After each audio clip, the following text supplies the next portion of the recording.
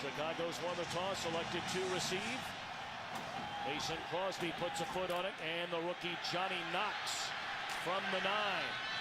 And good coverage there on the kickoff coverage team by Green Bay.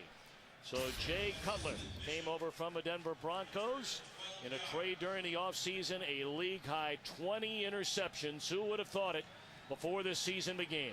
Well, and that's been the Achilles heel for them, along with the struggles on defense and the inability to run the ball. He's had to force the ball down the field and has turned it over way too much for a team that thought of itself as a playoff caliber team.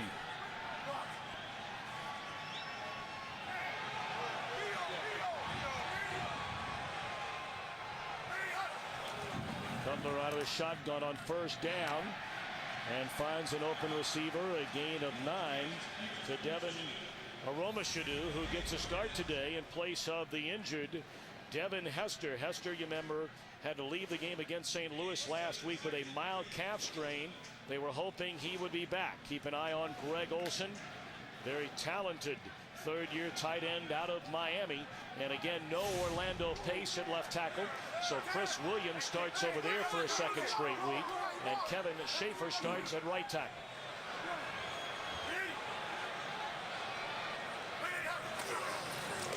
Cutler again to throw on second down, and this one incomplete, bringing up third down. Green Bay, statistically anyway, the #1 ranked defense in the NFL. B.J. Raji starts in place of the injured Ryan Pickett. A pair of rookies at linebacker. Brad Jones on one side. Clay Matthews leads him in sacks on the other side. And Charles Woodson having a Defensive Player of the Year-like season for Green Bay.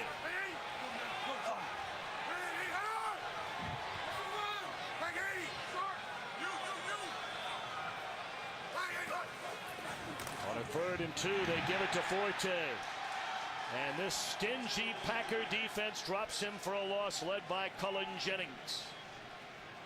Right from the get-go, Green Bay is just, they got people all over the place. It's very difficult to run the ball in this situation. You got so many people moving around in nickel situations. Sometimes it's hard for the offensive line to say, okay, you got that guy, I'll take this guy.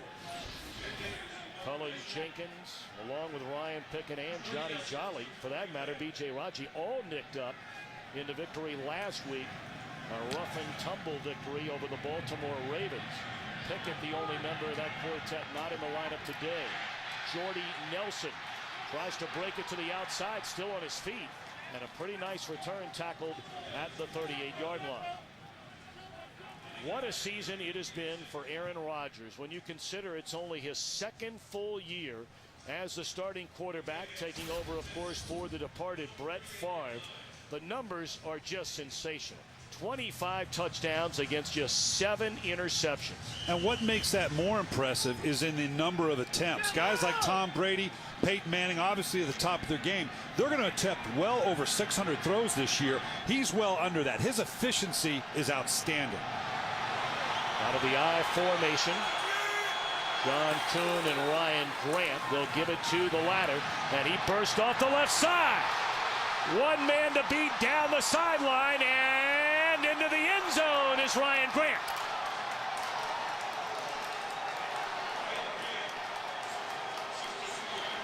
A 62-yard touchdown run on Green Bay's first offensive play of the game. They motion down to the edge here, they motion down to the edge here and collapse the defense. For whatever reason, the safety ran over the top, and Ryan Grant was able to get into that second level. Chicago knew that they were going to be tried to have the ball run down their throat by the Green Bay Packers. It's something the Packers wanted to establish, and boy, this is not the way Chicago wanted to start, giving up a huge run like that. Point after is good. The lead blocked by Kuhn, and to the end zone goes Ryan Grant. This time Danielle Manning set to return the kickoff by Crosby, and a yard deep in the end zone, Manning to bring it out.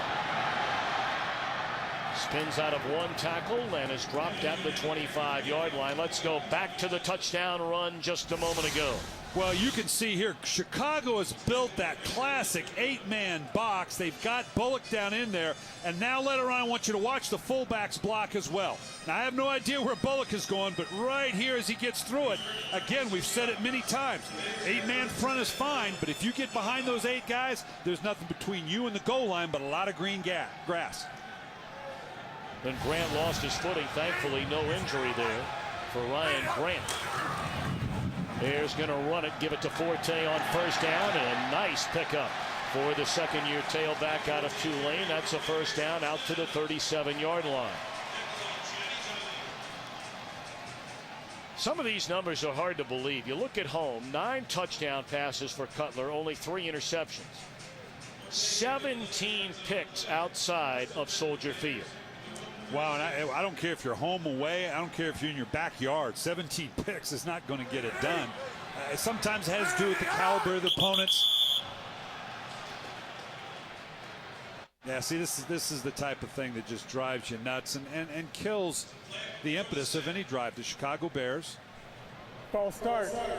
Offense, number 68. 5-yard penalty is still first. And it sounds awful simple, but it's like, what didn't you understand when I said it was on 1?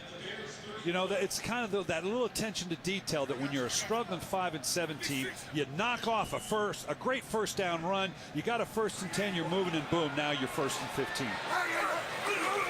Well, they'll give it to Forte again, and there's A.J. Hawk filling the hole, and the 4th-year linebacker out of Ohio State slams Forte to the deck. Now, some key inactives for both teams today. There you get a look at Devin Hester. We talked about the calf injury last week. They hoped he'd be ready to go, but inactive today. So too was Orlando Pace for a 2nd straight week. And we mentioned Ryan Pickett, the nose tackle. And much has been made about some of the back and forth going on between the rookie B.J. Raji and the 6-time Pro Bowl center of the Bears, Olin Kreutz. Cutler swings it to Forte. And a nice tackle made in the open field by Jared Bush. Let's send it back to Los Angeles. Game break time. Here's Kurt Menefee. Houston hosting Seattle. First play from scrimmage. Matt Schaub hooking up with Andre Johnson. 64 yards on the score. The Texans trying to snap a 4-game losing skid and stay alive with any playoff possibility. Leads at 7-0 right now in the first. Tom and Brian.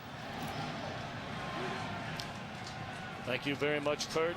Of course, the Colts have already clinched a division championship, trying to nail down home field advantage throughout the AFC playoffs. And on 3rd and 11, blitz coming, Cutler in trouble, and he can run it. Across midfield, a flag is all the way back behind the line of scrimmage, perhaps nullifying the first down run by Jay Cutler. Holding. Offense, number 68. 10-yard penalty, still 3rd.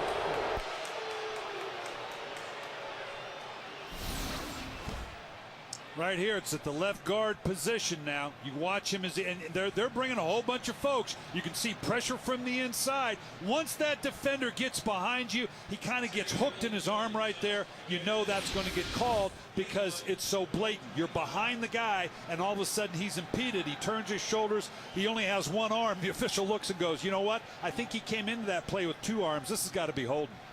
Frank Omiyale, 2nd time he's been whistled for a penalty on this drive. 3rd and 21 now for Cutler and the Bears. That negates a 22-yard run for Jay Cutler. Set up the screen, and Forte nowhere to go. Read beautifully by the backup linebacker Desmond Bishop. And already early boos from the crowd here in Chicago. Well, and it's less about the execution than the focus. And that drive right there, you had 2 penalties. Had a holding penalty. That's going to happen, obviously. But you started the drive, or started that particular series on first down, with a procedure penalty. And when you're 5 and 7, you just don't have that kind of margin for error. So Brad Maynard on to punt for a 2nd time. Jordy Nelson stands at his own 25-yard line.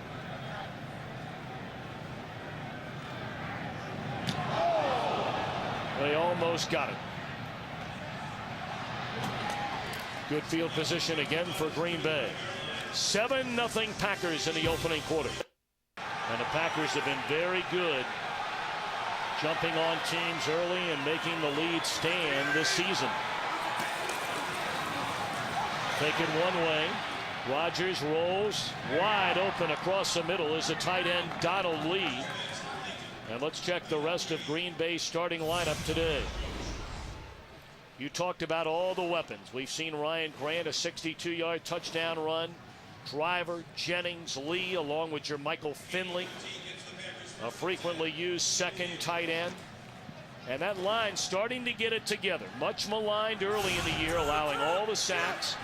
Rodgers has still been sacked a league-high 45 times, but only 4 times in the last 3 games.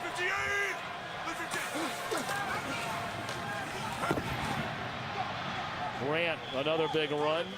Dropped by Hillenmeyer, but not before he picked up close to 7. Chicago defensively.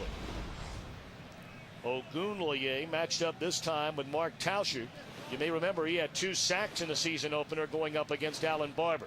Lance Briggs back after missing last week's game. And in the secondary, Kevin Payne starting to play much better and back in the starting lineup, replacing Danielle Manning. You know, in the Packers, when we visit with the Packers, what did they tell us, Tom? If there's one thing they'd like to get done in the next 4 weeks is really start to establish the running game. And they've done that pretty good here right from the get-go. And it was interesting, even Aaron Rodgers brought that up. Of course, he was being like most quarterbacks. I want to run the ball a little bit better so that I can play action it and set up the big play down the field. Well, all of a sudden they're having some issues with the chain gang here. You used to get that thing knotted up, didn't you, when you were on offense, and then really stretch it out when you were. You hated to have the chains on your sideline. You loved it because why? Because you had a better idea of how far you had to go on a 3rd and short or 3rd and long. But you kept running into those guys. Your focus is down the field, and they had to move, and you had to move, and it was just I just rather have them on the other side of the field. The little duct tape on it, they're fine. Tape and aspirin to it, and off we go. That's right. You're good. Move it on.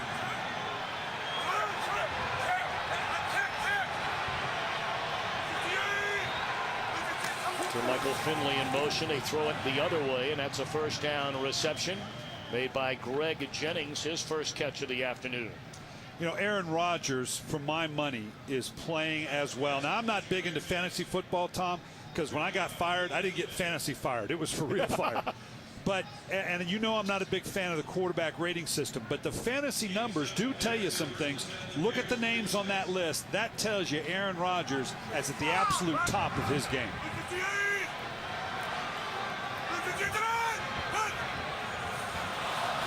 Brandon Jackson checks in the backfield. Rodgers looking deep to Jennings, and he's got it in the back of the end zone. No, it came loose. Boy, that throw was right on the money by Aaron Rodgers. That's a shame. That was as pretty a throw as you're going to see. There is a penalty flag on the far side of the field in front of the Packer bench. Jennings just straight down the field, almost like the skinny post, and Aaron Rodgers saw Offside. That he had defense, left tackle. 5-yard penalty is still first. And I'm not sure Aaron Rodgers didn't recognize that was offside and said, you know what, he may or may not be open, but I'm going to take that shot. Ooh, I don't know. I'm looking at it right there. I'm not sure that shouldn't be challenged if I'm not Mike McCarthy. It looks like he had control 1-2. I'm not sure that he shouldn't challenge that. It looks like he's thinking about it. He's got the flag in his right hand. And you called it, Brian Billick. He's going to challenge the ruling on the field. Greg Jennings, you saw, limped off. Now let's remember, as he goes to look at this, and he's telling Mike Carey right now, here's what I saw. And again, you've got to be a little specific with the official. There's a lot of things going on, and you've got to tell him, here's what I'm questioning. The ruling on the field is an incomplete pass being challenged by Green Bay. Should be noted that Mike McCarthy is 5 of 11 in replay challenges this year. He's won 3 of his last 4. The jury is out. The verdict when we come back. Greg Jennings injured. in the back of the end zone a moment ago. A challenge by Mike McCarthy, and now Mike Carey. This receiver, while attempting to make the catch, was going to the ground, and in that process, lost the ball. Incomplete pass. Green Bay is charged for their first team timeout. Now that one's got to, someone's got to explain that to me. This guy's not going to the ground trying to maintain control. It is a catch. 1 foot down, 2 foot down, 3rd foot down. I'm in control with the 2 steps. I'm in the end zone. In my opinion, that's a touchdown, but my opinion doesn't count. What they used to tell you on the sideline, the same thing, didn't they? Wow, that's one on the next week. I'm going to send a TV copy and say someone needs to explain that one to me. It's 1st and 5. Brandon Jackson cuts it back to the inside. He'll be a yard or 2 shy of a first down. Green Bay getting a 62-yard touchdown run on their first play from scrimmage from Ryan Grant and the 7-0 lead midway through the opening quarter at Soldier Field. The balance of this Green Bay Packer offense is what strikes you when you get a chance to look at the field. The balance, the group, the talented skill group we talked about they can go to. And they have tried to keep the run up. They're not a great running team, but they do run the ball effectively.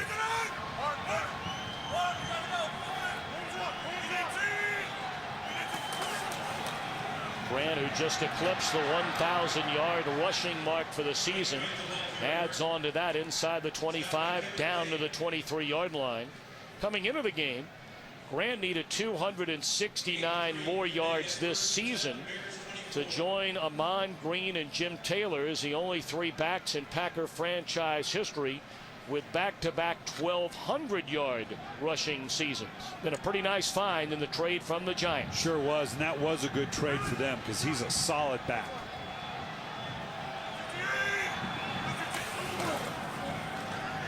Grant again. Slips the tackle, but then stepping up to meet him is Nick Roach. Roach has played very well this year.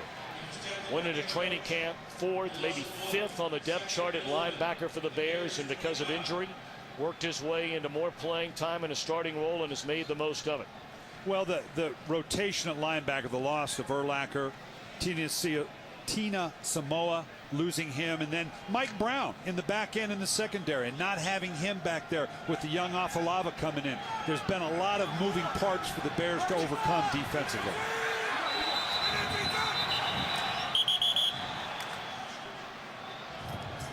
Timeout. Chicago, their first. So the timeout for the Bears, 2nd down and 11 when we come back.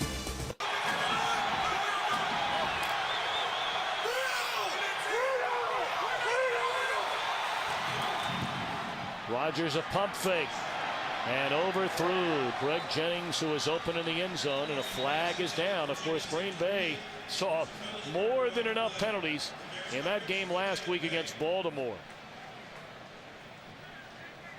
23 penalties in that game last week. Offense, only 6 men on the line of scrimmage. It has declined. Brings up 3rd down. And we talked to Mike McCarthy about this. The Green Bay Packers were the most penalized team in the National Football League. Now, penalties that happen during the course of the play, holding, pass interference, there's only so much you can do with that. It's the pre- and post-snap penalties that kill you, and that's exactly what this is. This is a pre-snap penalty, misaligned offensively. This is what they're going to have to reel in if they're going to continue on this playoff run. There appears to be some confusion down on the field, and they've gotten it straightened out. 3rd and 11 for Green Bay.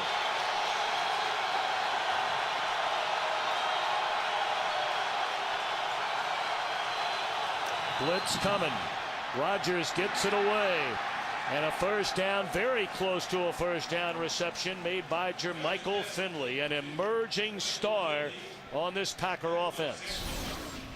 Now, Jermichael Finley is a tight end, and when they displace him to the weak side, opposite of Driver and Jennings, they're looking for the matchup. Who are you going to put on this big tight end? A safety, a corner? How big is that corner? And that was exactly what Aaron Rodgers was waiting for, one-on-one on the backside with this big tight end, matching up with whoever they want to put on him.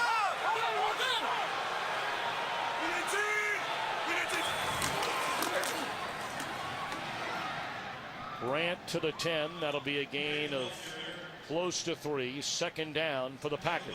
Trying to add to this 7-0 lead. And in the red zone, how good has Aaron Rodgers been? Wow. Well, this is impressive because as we talk about many times, in the red zone, everything gets compressed. Decisions have to be faster.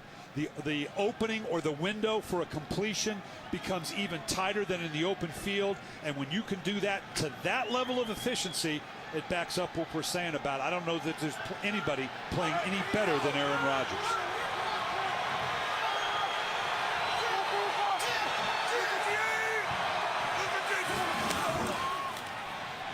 Batted down at the line of scrimmage.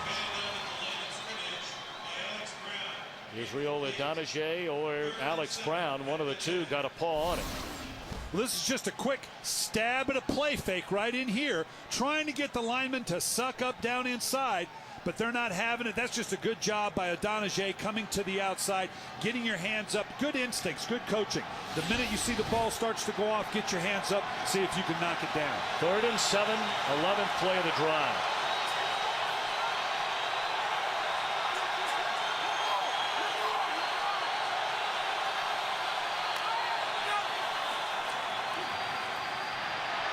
Rodgers dropped by Lance Briggs.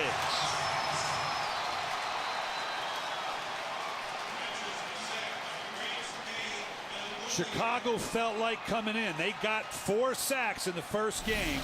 They felt like they could come in and run some stunts with their linebackers and their defensive lines to continue to put pressure on Aaron Rodgers. And here with a late blitz by Briggs, they get home to Aaron Rodgers. Got to him 4 times the first game. You got the sense they were confident they could do it again when we visited with them on Friday. 34-yard field goal try is good for Mason Crosby. And with 3:35 to play in the opening quarter in Chicago, Rodgers and the Packers with a 10-0 lead. Packers in front of Chicago, 10-0. We mentioned if you include a playoff game, these two teams have met 179 times. Only once in the postseason. In fact, you have to go all the way back to 1 week after the Japanese bombed Pearl Harbor for the only time these two teams have met in the playoffs. That's hard to imagine with all the matching. I know we played Chicago when I was in Minnesota twice in the playoffs, just in the 8 years I was in Minnesota.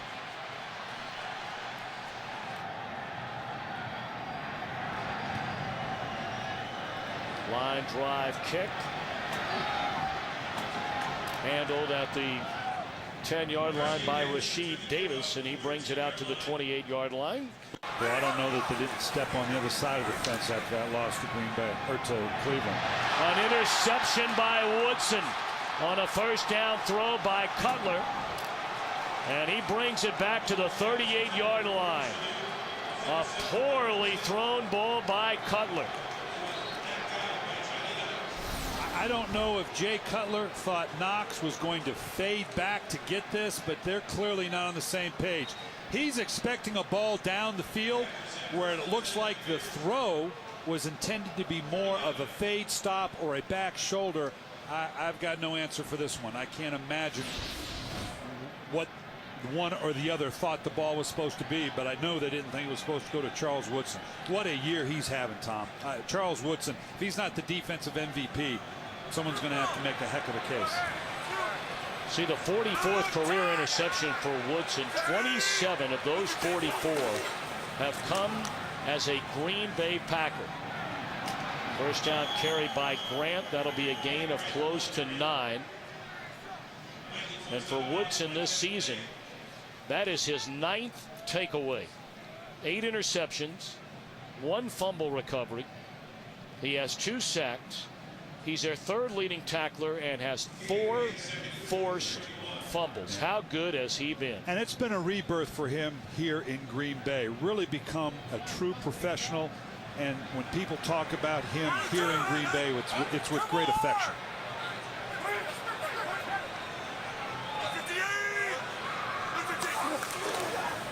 Ahman Green, his first carry, took a vicious hit just as he received the handoff from Mark Anderson, a third down for Green Bay.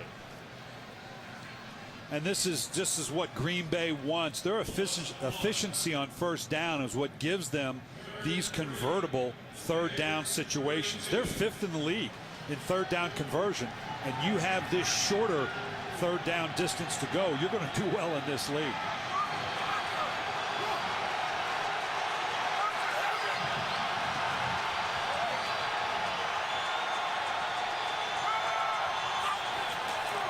Third and 3. Good protection this time. And Rodgers, for the first time in seemingly a month, missed a wide open receiver, Jermichael Finley at the 15. He had to pull that back down because of the depth of the linebackers. Again, Finley is becoming a big go-to guy in this offense because of his size, his athleticism. And that one, you know, Aaron Rodgers would like to have back. This field goal's got some depth on it, some length on it here now. And all of a sudden, they're going to break into an offensive formation. That's Matt Flynn, the backup quarterback, who is the holder. And timeout is called by Chicago.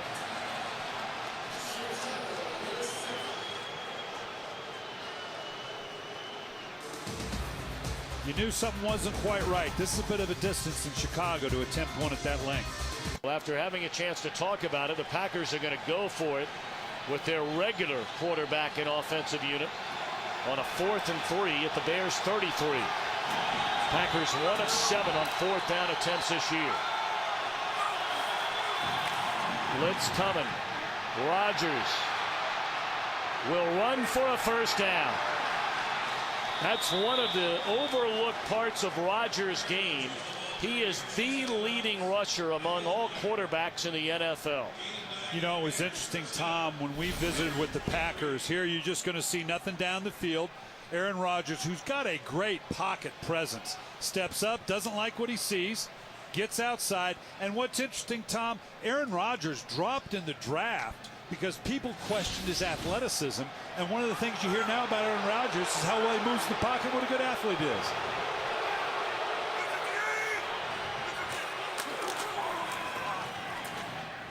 Grant to the 20. That'll be a gain of 3.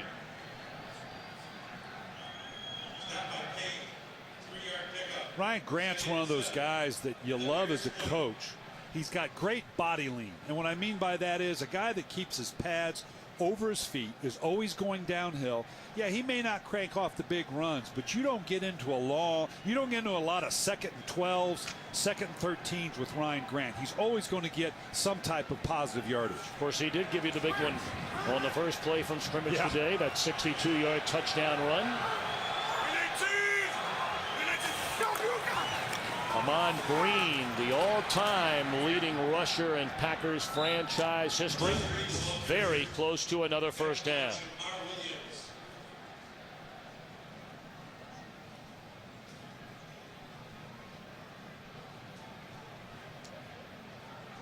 Yeah, this is just what you want as the Packer. Pretty good. Now, obviously, the interception leads to it. You get the extra series with regard to the Green Bay Packers, and that lack of efficiency by Chicago in terms of the turnovers, the penalties, makes it an awful tough hill to climb. A tight end, 2 fullbacks, Green the tailback on 3rd and a yard, and Ahman Green has a first down.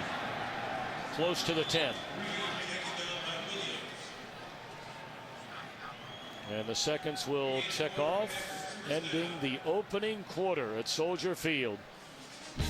A quarter thoroughly dominated by the visitors from Green Bay, Wisconsin. The first down for the Packers, looking to add to a 10-0 lead at the Chicago 10-yard line.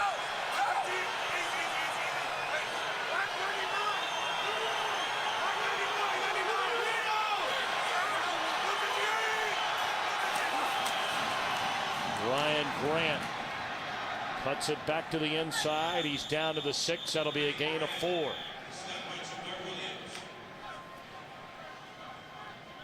Our game summary, you can pretty much take out the bottom part of that summary. It's all Packers so far.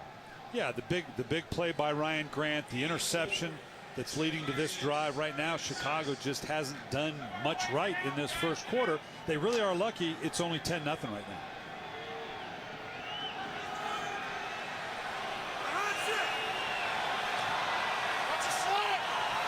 It's Finley out here again looking for this matchup.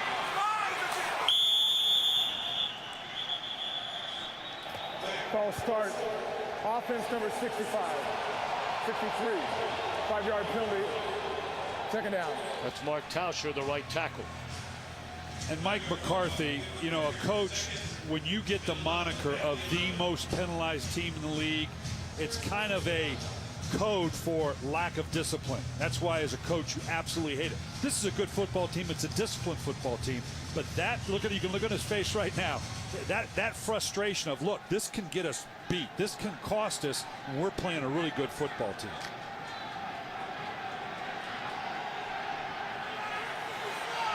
Empty backfield on 2nd and 10.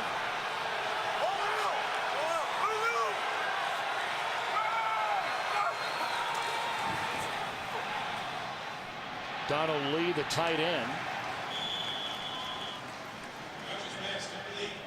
Tackled by Alex Brown down at the 9-yard line. This is a very young Green Bay team. In fact, for the 3rd time in the last 4 years, the youngest team in the entire NFL.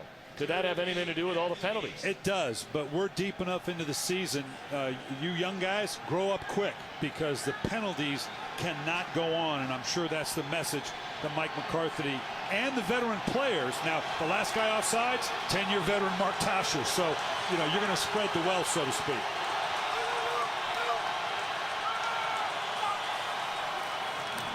Third down, incomplete.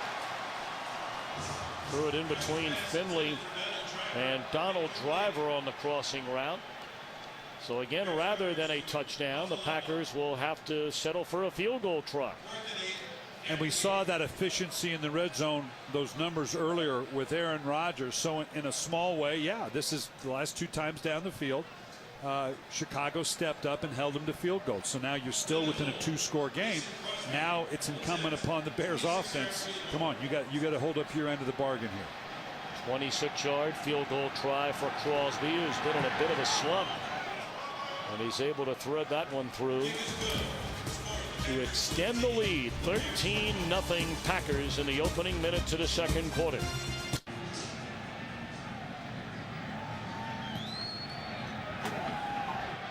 Danielle Manning from the 4. Brings it out to the 27-yard line. Well, coming up next month, of course, at Notre Dame, taking on the Florida Gators in what will be the final collegiate game of the great Tim Tebow. Let's check in back in Los Angeles. A game break with Curt Menefee. Well, sometimes you got to be lucky, and that's what's going on for the Vikings on this play at least. Bounces around and into the hands of Greg Lewis. He picks up 18 yards, led to a field goal, and the Vikings lead the Bengals 3-0. A thriller in the second quarter. Tom and Brian? Curt, thanks so much. Minnesota trying to go to 11-2 and get closer to nailing down the NFC North. The Bengals clinch a playoff spot. In fact, they clinch the division title with a win and a little bit of help later in the day. Cutler under heavy pressure throws it away. You know, Tom, part of the difficulty for the Chicago Bears, when you're second to last in the league in rushing, you're not real effective on first down, so that leads to a lot of 3rd and longs, and you're playing average defense. This has been the dilemma for Lovie Smith. You really don't have anything to hang your hat on, and so where do you go to? What's your strength? What can we rally around? And that's what I see as the biggest problem with the Bears right now. And if you can't get it up against the longest rivalry in all of pro football, I'm not sure when you're going to get it up. Cutler with a 3rd and 8.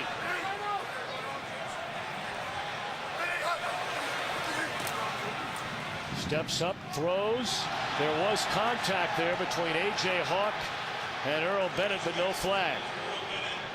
Of course, Cutler came under fire just this week for all the complaining he's done to the officials the entire year, and he's at it again. Well, you can see Bennett right here. He's just going to run basically a little out to the top, fades away, and I don't know. Yeah, a little contact's a little early there. Maybe the hands up in the air, incidental contact, no harm, no foul. Looked like the contact was before the ball got there.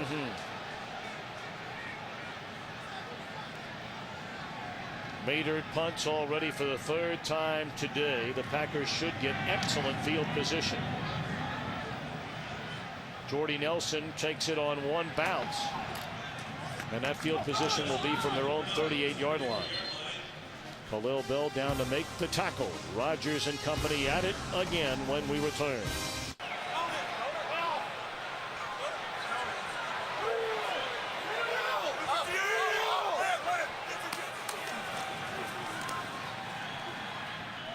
Will shovel pass to Brandon Jackson out of the backfield, and an effective gain of 9. Let's take a peek at some of the other games underway in the NFL. New Orleans trying to remain unbeaten. Of course, a good one, a couple of good ones. Denver at Indianapolis. Colts lead 14-0.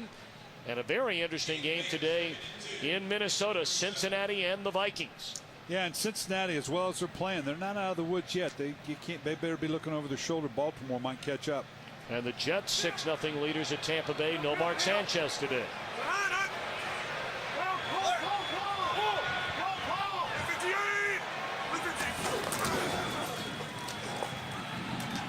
Grant picks up a first down to the Chicago 48-yard line. All right, going into play today. Week 13 in the NFL. Division leaders in the NFC. New Orleans unbeaten. Minnesota atop the North. The Cardinals out west.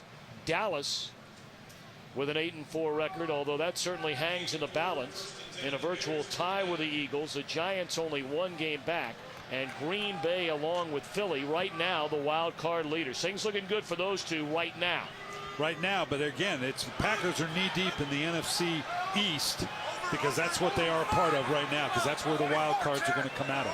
The NFC East and the Green Bay Packers. Grant still on his feet, plows forward for a gain of close to 5.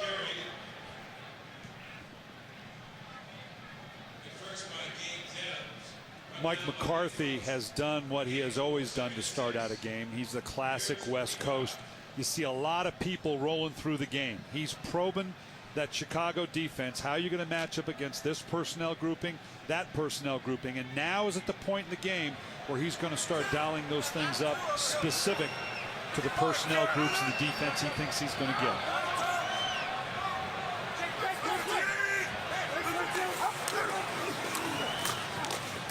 Ahman Green on a second down carry. Dropped at the 41. It'll bring up a third down and a long 2 for the Packers. Closing in on 9.5 minutes to play until halftime, and here comes some other fresh bodies. Yeah, and what it causes the defense to do, it forces the defense to keep up with you. There's all these different things defensive coordinators want to do, but if I'm having to constantly adjust to the people you're rolling through, you get that sense that the offense is now dictating a little bit more than you want.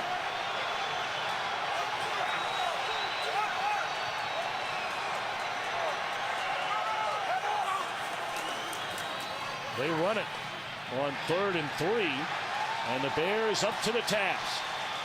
The first man there, the middle linebacker, Hunter Hillenmeyer. So for the first time today, the Green Bay Packers will punt.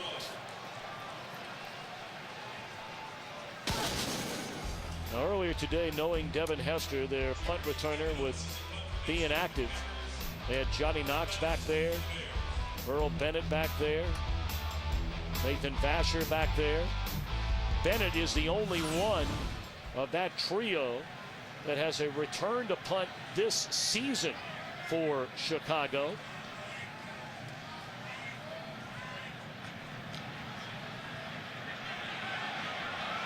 And this one into the end zone.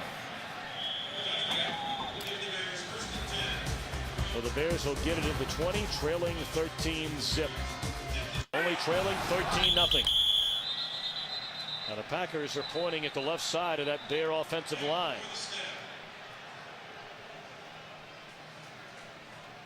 False start. Offense number 74. 5 yards, still first. Moving Williams over to the left side with the loss of Orlando Pace. And this is where his natural position is going to be. You can see right here just that little bit of flinch right there. Defense is going to react to it. They're going to call it every time. This is going to be their left tackle of the future. And have to do a little bit better than that. 1st and 15. And a catch made by Aroma Shadu. And he's out to the 23. Let's check in again with Curt Menefee. Game break time back in Los Angeles. Brett Favre, Sidney Rice. It's a combination that's worked a lot of times for the Vikes this season, and it does here for a 9-yard score. And Minnesota's on top of Jimmy's upset pick. Cincinnati 10-0 in the second quarter. Tom and Brian. For Cincinnati, the #1 scoring defense in the NFL this season. But trailing 10-0. That's pretty good defense Minnesota has as well.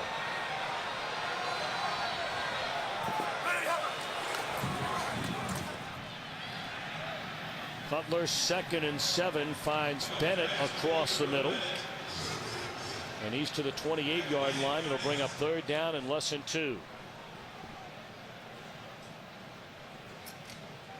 And they've got to find, and we talked about Devin Hester being out of the lineup, which now Johnny Knox is one that has been shown a little vertical threat for him, but they need to find that shot down the field. Otherwise, you're going to fall victim to what you see right there, a whole bunch of punts. 3rd and less than a yard. And Forte able to spin away. He was stopped behind the line of scrimmage, but stays on his feet and picks up a 1st down. And facetiously, the crowd at Soldier Field applauds the offense.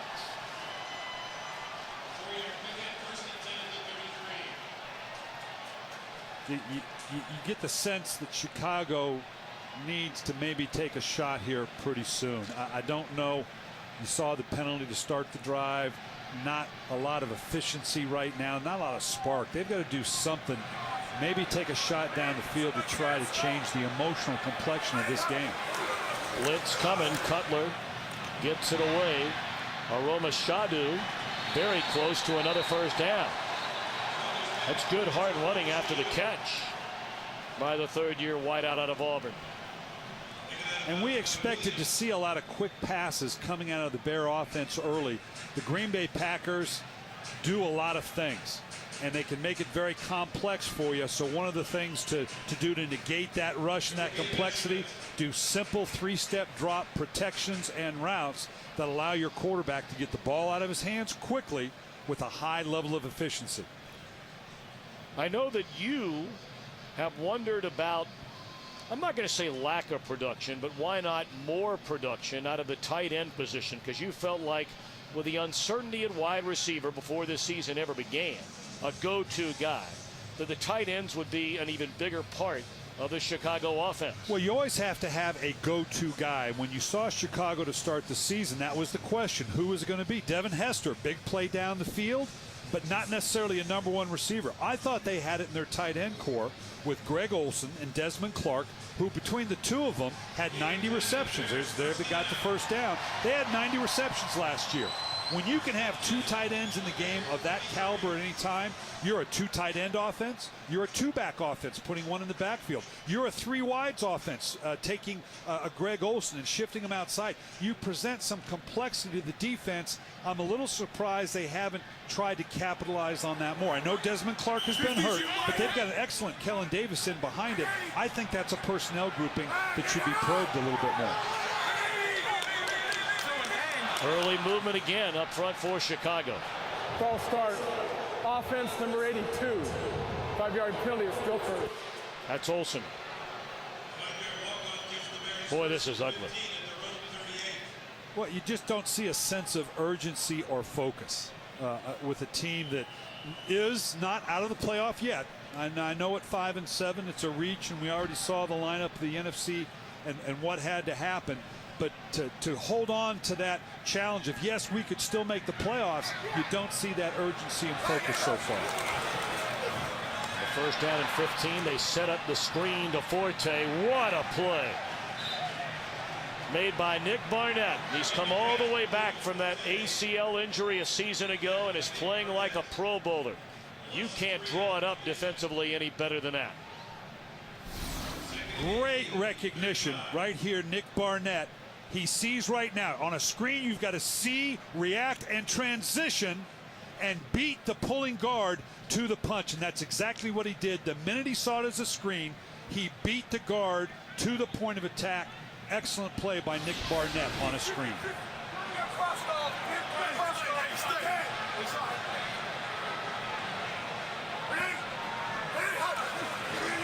Blitz coming. Cutler lofts it to Olsen.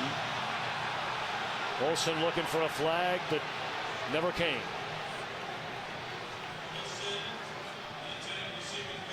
Well, the ball was out of bounds, but Jared Bush was all over Greg Olsen, had him covered underneath with help over the top.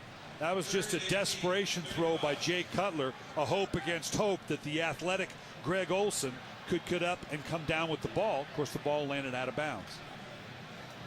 So now 3rd down and 18.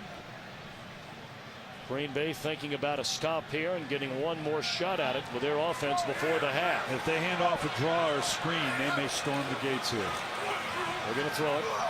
Cutler looking around. Fires to Johnny Knox, 1st down.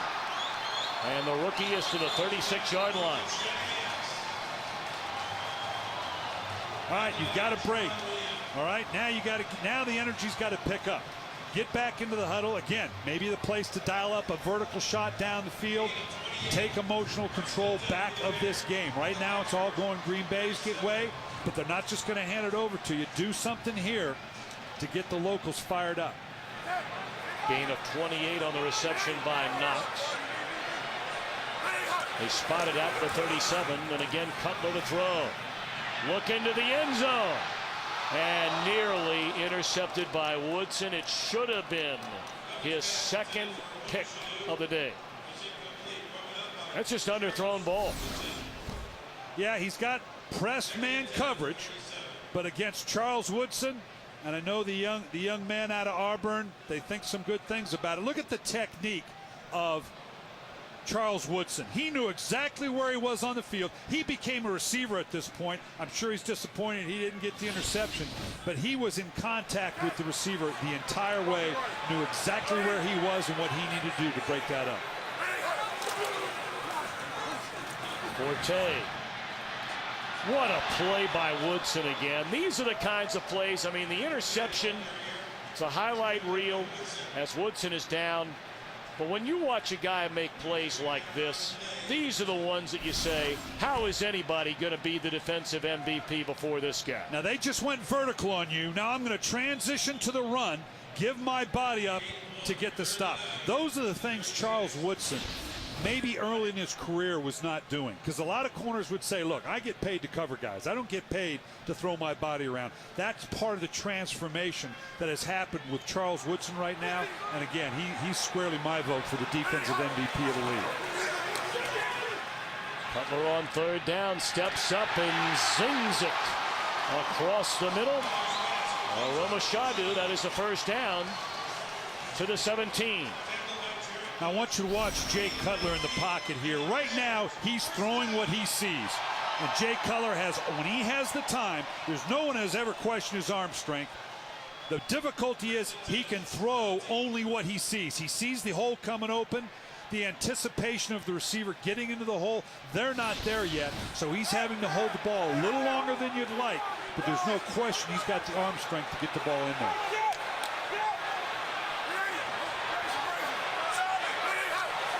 Empty backfield on 1st down. And Cutler sacked by Clay Matthews. 8th sack of the year for the rookie out of USC. And of course the son of longtime NFL great with the same name. This is the reverse side of what I was just talking about, Tom. Again, particularly in the red zone, I got to wait. I want to wait to be sure, and now the pocket begins to collapse around me. That's the difficulty right now for the Chicago Bears. Jay Cutler can only throw what he sees because I don't know that he fully trusts his receivers yet to be where they're supposed to be. So obviously the task for them is for Jay Cutler to get that coverage zone with his wide receiver. 11 plays alone on this drive.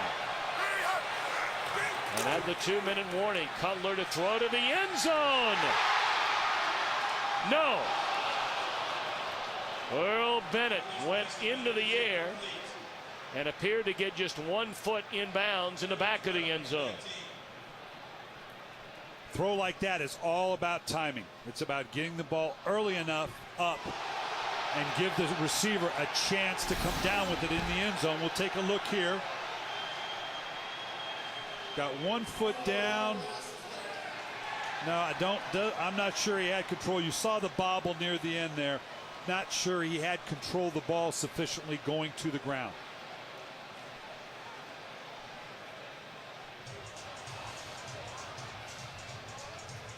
Well, there is a challenge on the field.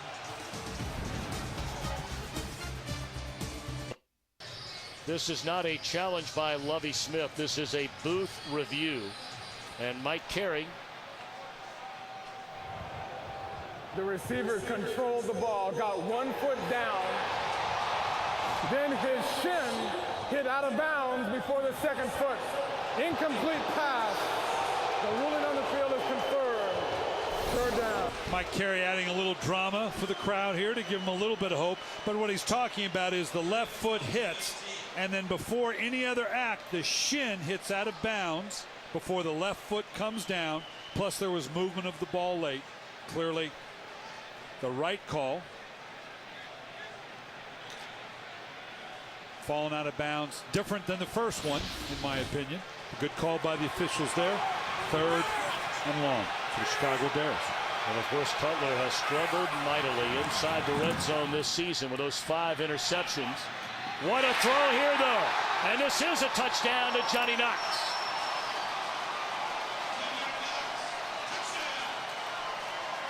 So Cutler comes right back and throws a dart to the rookie out of Abilene Christian to get Chicago on the board for the first time. And it's those kind of throws that only a handful of guys can make. Right here, Johnny Knox on the outside. Just a fade to the outside. I'm not sure he didn't get away with just a little bit of a nudge late. Just the subtlest of push off. That's a big time throw.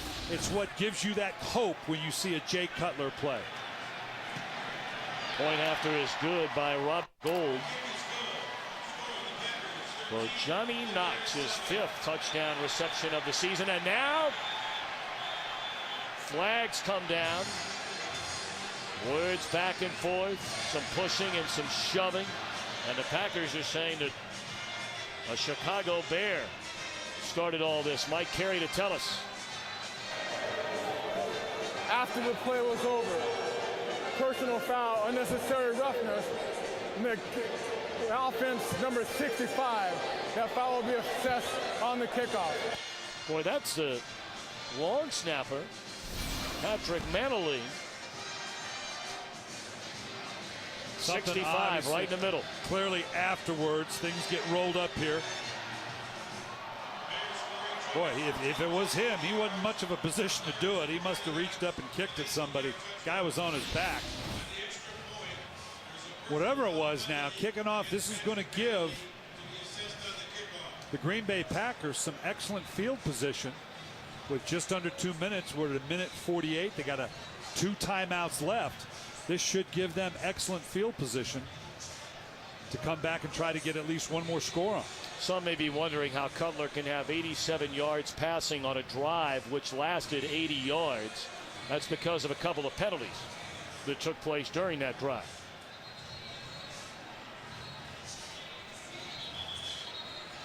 So very good work by the 4th-year quarterback out of Vanderbilt. His first, of course, as a Chicago Bear. Has 18 touchdowns on the season to go with 21 interceptions. But take a look where Jordy Nelson is standing as this kickoff is coming from the 15-yard line. Cutler, a chance to celebrate for the first time today.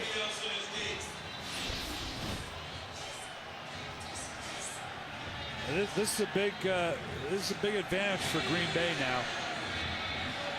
Chicago gets a little emotion, nice drive, overcome a couple things. If they can come right back now and get themselves into even field goal position, can stem some of that emotional tide that Chicago's got going right now. Jordy Nelson from the 20. And pretty doggone good coverage right there by the.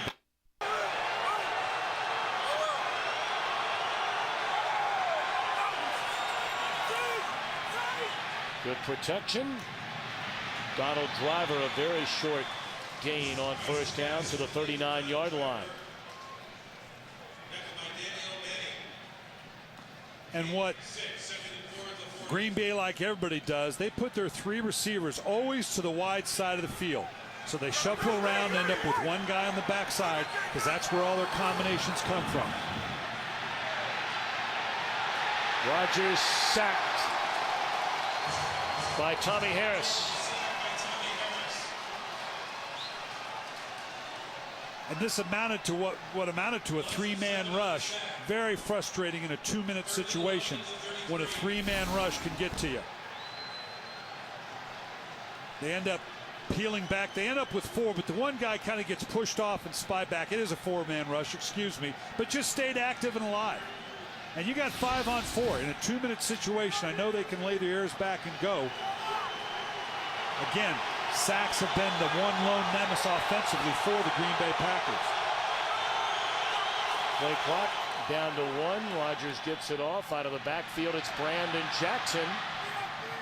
And he's very close to a first down. It looked like Green Bay had all but conceded any thought of trying to get down the field. They did huddle up, letting the clock run. But after that completion to Jackson, maybe they think twice. Now a timeout is called by Green Bay. And with 21 seconds and a timeout left, you're in great position now. You're looking at least of about 20 yards, all but a long field goal, but at least 20 yards to get yourself into field goal shape. And with 21 seconds and a timeout, plenty of opportunity to do that.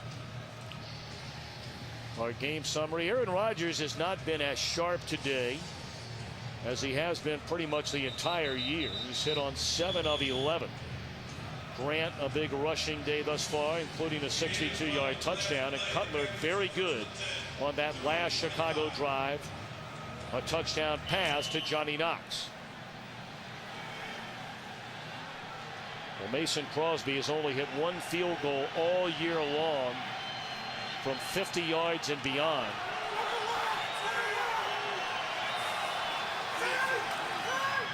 Across the middle, that's Jermichael Finley, and the ball is loose. Danielle Manning has it. And Chicago with a turnover. Brandon Jackson is saying he has the ball, stripping it away from Manning. But I think this is going Chicago's way. What a huge turnover that is, because Finley had more than enough yardage to give him a chance at a field goal. Well, this Finley coming out of the middle here. It will be interesting to see. I want to see if indeed he has control to the ground. Again, the ground, nope, the ball was clearly out, so that's clearly a fumble and a clear recovery by Chicago. You're absolutely right, Tom, that they were in field goal position, in that position as I talked about, taking back the emotional tide back from Chicago. And right now, and the fans are not loving this, but what else are you going to do with 8 seconds on the clock? Take a knee. So the Bears defense, well, hold on a minute. Timeout. Green Bay, their 3rd and final. A 30-second timeout. Starting to say for Chicago, when all is said and done, Brian, you look at this first half. Their defense, in a couple of critical drives, able to hold Green Bay to field goals rather than touchdowns. And then after that last scoring drive for the Bears, and they're very much in this thing. And as critical as we may be, or as I may be, about what Chicago has and is doing, you're exactly right. It is a 1-score game. And this is a very good Green Bay Packer team. And that can't be overlooked. Chicago has had its struggles, but right now, going in at half, it hasn't been pretty, but a 1-score game. You've got to feel relatively good about that. Well, the Packers are 8-1 when leading at halftime this season. The Bears, meanwhile, only 1-7 when trailing at the half. Their only win was back in Week 3 at Seattle, when they trailed by a similar score, ironically enough, of 13-7. And I think what we see from Chicago, and as much struggles as Jay Cutler has had, they've moved the ball, particularly out of the gun, when they've allowed them to throw the ball. Now, you may want to play good defense. Yeah, you want to establish the run, and you got to keep pushing and shoving, but you haven't done it pretty much the entire year. I'm not sure the Bears aren't in a position where they shouldn't just let Jay Cutler loose. What are you going to do, throw another interception? I mean, at some point over the next 4 games, they've got to find out what they've got, whether they're a legitimate playoff team or not, and then what they got to learn something about themselves as a team over the next 4 weeks to determine what they need to address in the offseason. Spencer Haibner in motion, a pitcher to Ryan Grant to begin the second half. And he got back to the line of scrimmage. Maybe picked up a half yard, wrapped up by Anthony Adams.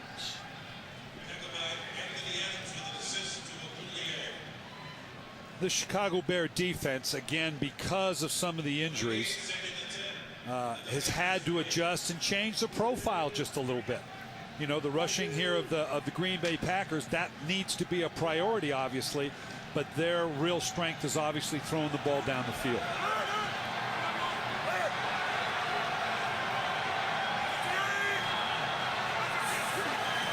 Second down and 10. They drop it off to Grant out of the backfield.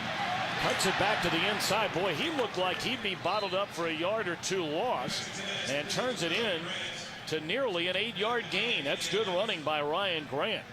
And you could see what I was talking about earlier in terms of his pad level. You're right, he was bottled up there, but he was going to get something just by keeping his pads down the field. Look at the body lean I'm talking about now. He is a downhill runner right here. He's ready to take on the hits and get as much yards as he possibly can. They called a gain of 7, so 3rd and 3.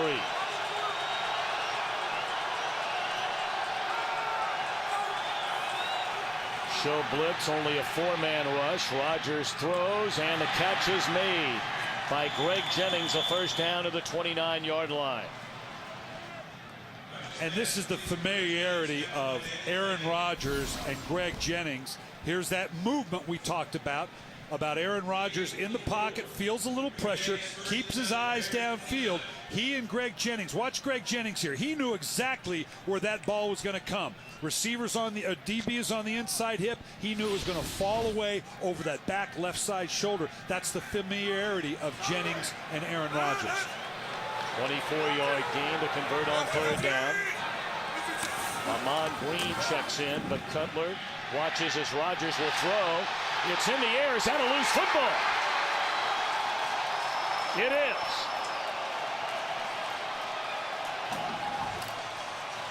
Rodgers bobbled it once, lost the handle a second time into the arms of Anthony Adams.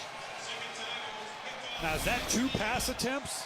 Because now he goes to throw the ball. It just comes out. He catches his own pass and tries to throw it up again. That may be 2 pass attempts, 1 completion, 1 interception. I got to tell you, that's one of the stranger plays I've seen. Nice heads-up play, staying alive. And now, obviously, Green Bay had control emotionally coming out. We're going to drive right down the field, take that emotion back from the Chicago Bears, and now they got an opportunity to do the same thing. On first down, they give it to Forte. And he is stopped immediately by Clay Matthews after a 2-yard gain. Forte in the opening half, very quiet. Only 15 rushing yards, but the turnover, the first career interception for the big fella in the middle, Anthony Adams. Now looking at him, is that a surprise? No. Did you expect this was going to be his 5th career interception? And he's excited about it, that's for sure.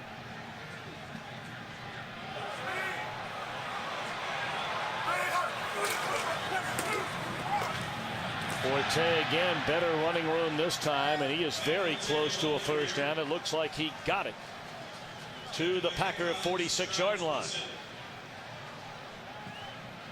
And Chicago committed to a large degree to this 2-back running offense. They're going to roll the tight ends. We talked earlier about the depth and talent at their tight end core, but they truly believe in their fullback dominated run offense. They're going to put Mookie at fullback. The problem I have with it, predominantly a 2-back offense, unless that fullback is really a good athlete, you really become one-dimensional in terms of what you're going to do. You're going to downhill run, maybe play fake off of it. With the tight end, you have a lot more latitude.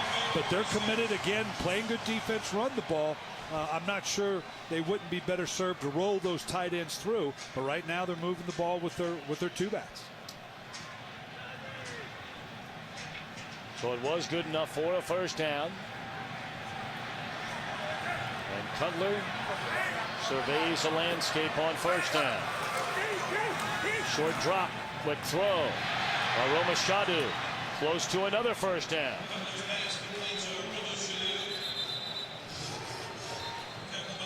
Aroma Shadu, his 5th catch of the afternoon, came in with a grand total of 2 catches all year long. And for those of you just joining us, he replaces the injured Devin Hester in the Chicago lineup today. And he and Knox both have the kind of speed you've got to respect, that when you get into a single coverage defense, you better back up just a bit. Forte slips through a couple of would-be tacklers and has a first down to the 31-yard line. We're getting in that area of the field for Chicago in particular. They may continue to run the ball. If they do throw the ball, it's apt to be off a play-action pass, because you need to move both the safeties and the linebackers, because why? As we approach the red zone, areas get reduced a little bit.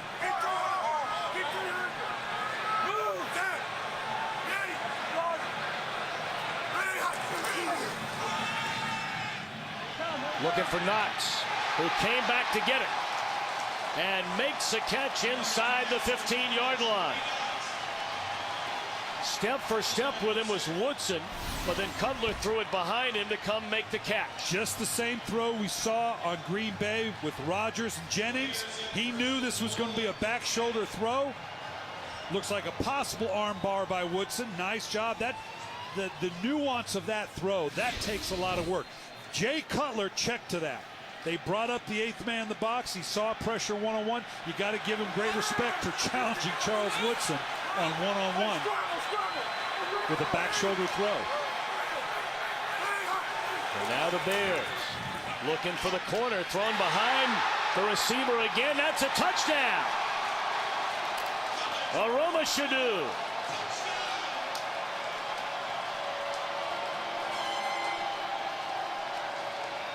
Beautifully thrown passes by Cutler. Yeah, this is a beautiful throw, but right here on the matchup here, this is a great catch. This is hard to do. Yeah, it's back shoulder, but he has to fall away and almost lay himself out just a little bit and have the body control to come down. That's an outstanding catch.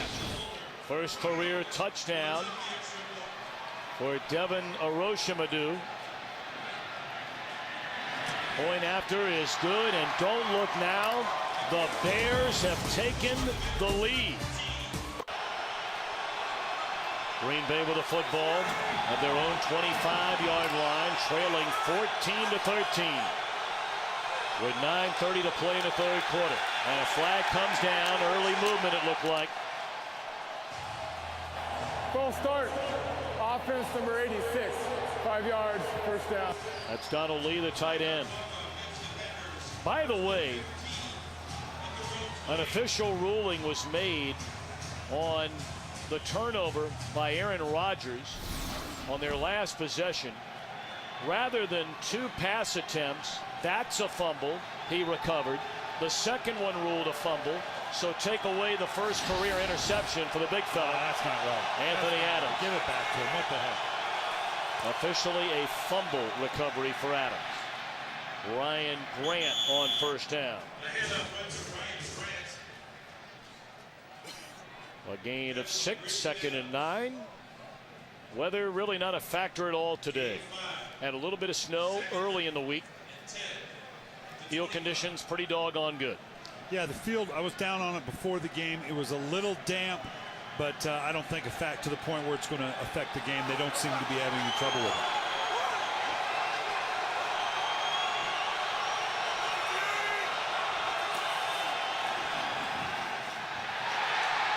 Rodgers flips it to Grant. And what a tackle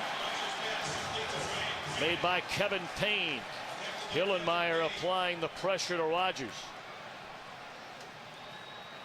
And when we talk with the Bears on Friday, you're going to see Hillenmeyer coming right from the linebacker position.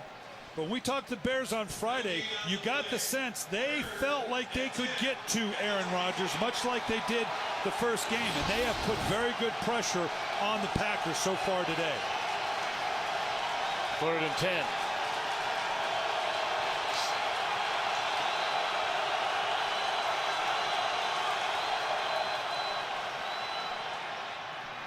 Down the middle of the field, a first down reception made by Jennings to midfield.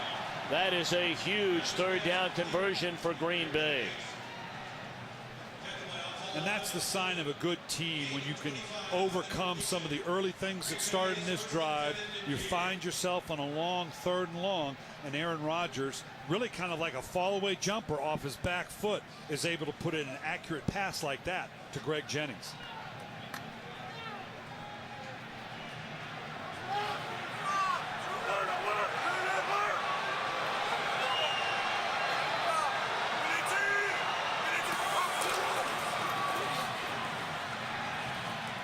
Grant for a couple of yards.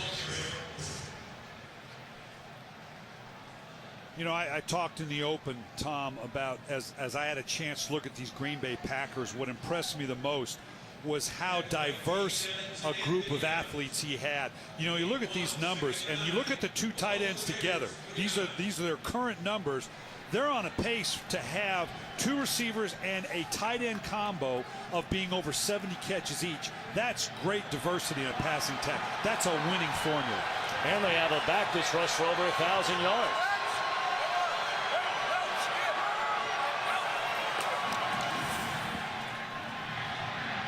Donald Driver, who of course is the all-time Packer leader in career receptions, 2nd in yards to James Lofton. And how impressed, Tom, I know you were like I was with Donald Driver when we sat down with him yesterday. We looked at those numbers about the diversity of the passing attack. Many times you're going to have receivers that are upset because they're not getting theirs. That doesn't exist. These guys just want to win, and the veteran Donald Driver sets the pace for that receiving corps in that way. 3rd and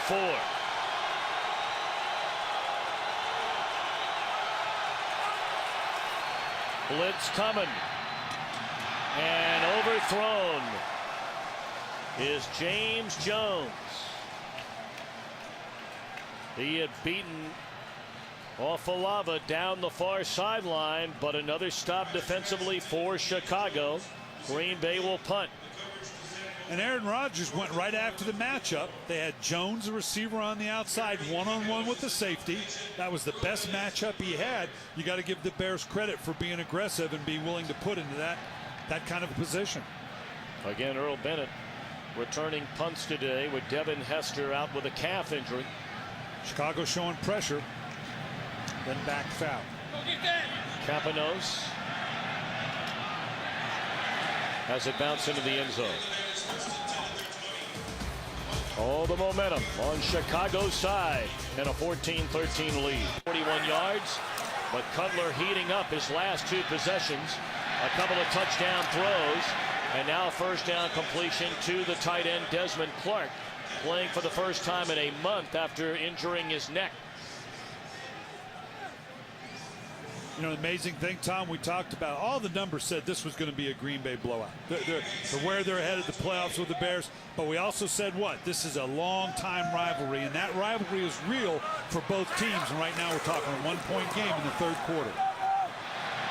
In for the first time today, the rookie Khalil Bell. And he's chopped down, but not before he picks up a first down. Let's send it back to Los Angeles to Kurt Menefee.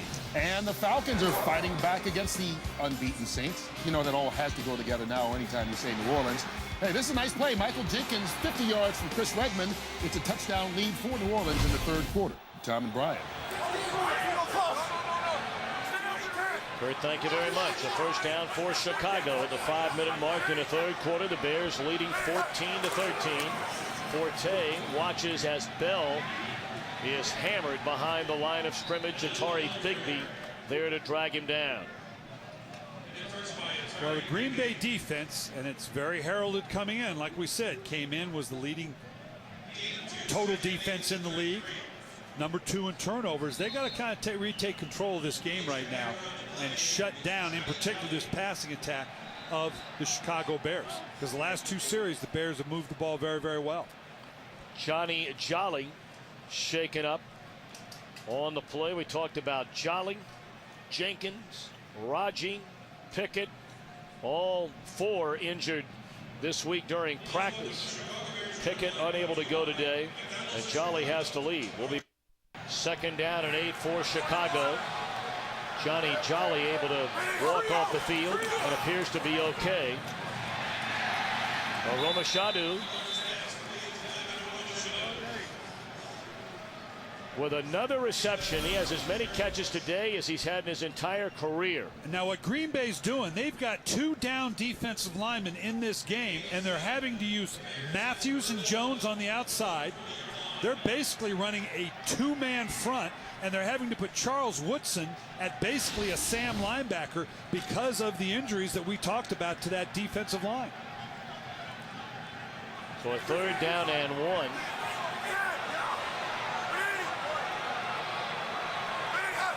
Johnny Jolly back in the game. 1st down reception. Romashadu yet again. What an unbelievable day this young man is having. I got to tell you, when I was going, and you know how I can mess up names, Tom. I know that's a surprise to you. Well, I'm messing up plenty myself. Don't worry about it. When I saw this young man's name and I saw he got 7 career receptions, well, I'm not going to have to worry about having to pronounce Romashadu because I don't know how much he's gonna show up today. Nice. He's and I'm going to let you call from here on out. But boy, what a day he's having.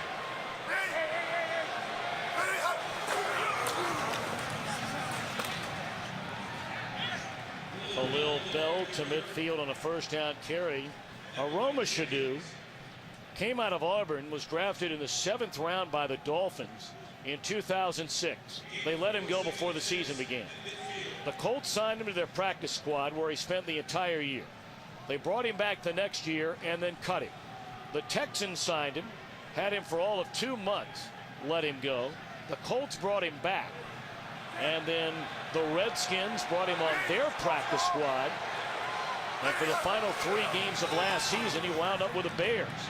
And here he is today, having a career day. Rashid Davis on the reception. That'll be a gain of close to 10.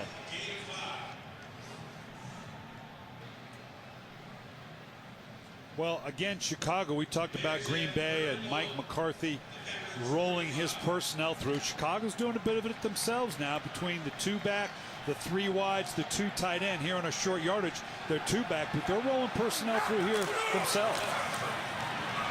Bell, I'm not sure he got there. Nick Barnett came up and just stuffed Bell right when he went to make his cut. Nice job. Barnett sees what's going on, pulls the trigger, and again, the quick recognition like we saw him do on the screen on a short yardage. Outstanding recognition coming up, and corner coming off the edge. Nice stop by the Green Bay Packers on 3rd and less than 2. And I got to tell you, Brian, I don't blame this Bear crowd for their reaction. Lovie Smith deciding to punt rather than go for it. I know it's a 1-point game, and I guess you still have playoff hopes flickering. And nearly a disaster. Had one punted into the end zone. I'm going to ask you about that when we come back. Wait a minute, we have a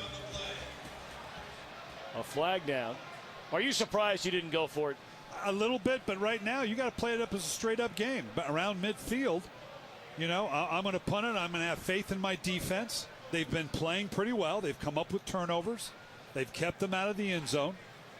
If you turn the ball over to Chicago right there on downs, you're putting them basically at midfield. We'll see what this flag is about.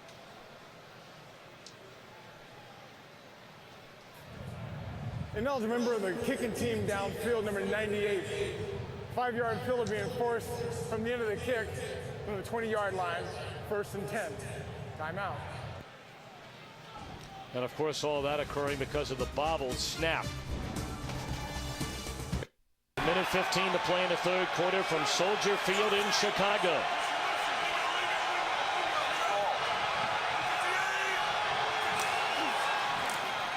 Rodgers to throw it on first down. And the catch made by Jermichael Finley across the middle. He's out to the 33.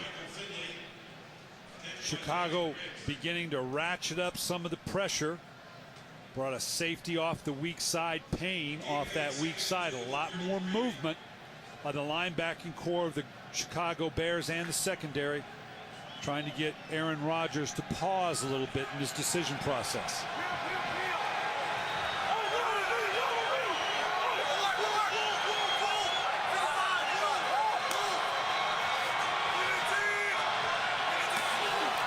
On a 2nd and 2, here comes that pressure.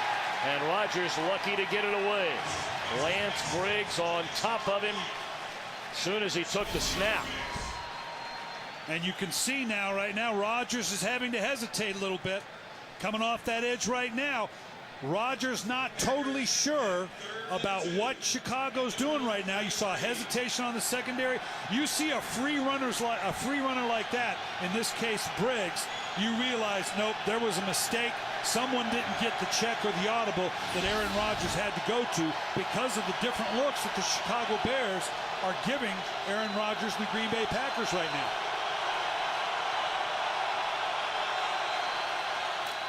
Four-man rush. Incomplete. Finley looking for a flag and didn't get it.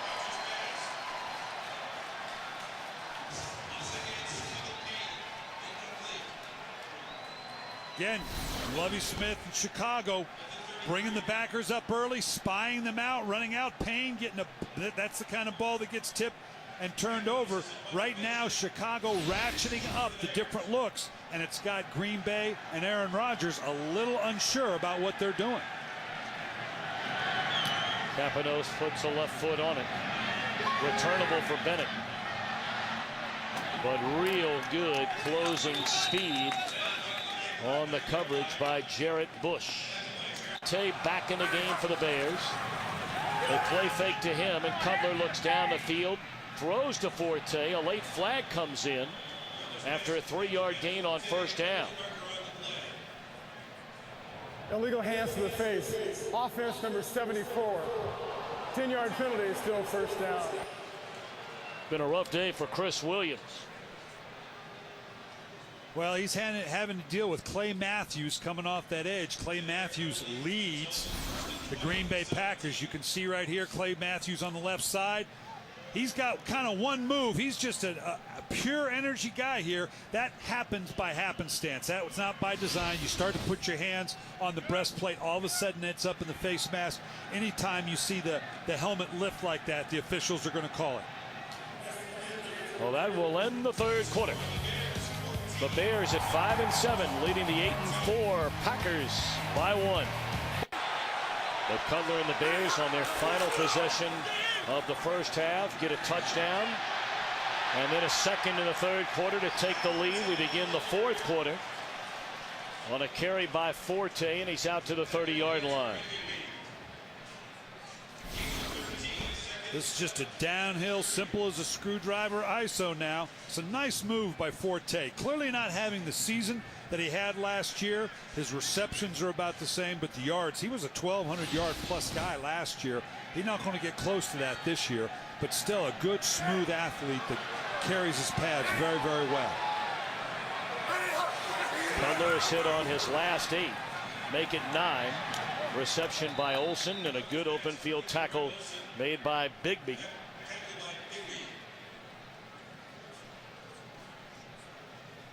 Pretty quiet day for Aaron Rodgers. Yes, 14 out of 21 for 149 yards. He turned it over on a fumble. Has not thrown a touchdown pass. And we mentioned Cutler, now 9 for his last 9. And after an early pick, has thrown a pair of touchdown passes. 3rd and 5. Well, we said third down was an area the Bears were going to have to improve on to stay with the Packers. This is a very convertible third medium for the Bears. Blitz coming. Cutler gets it away, and it's intercepted. Streaking down the sideline is Nick Collins.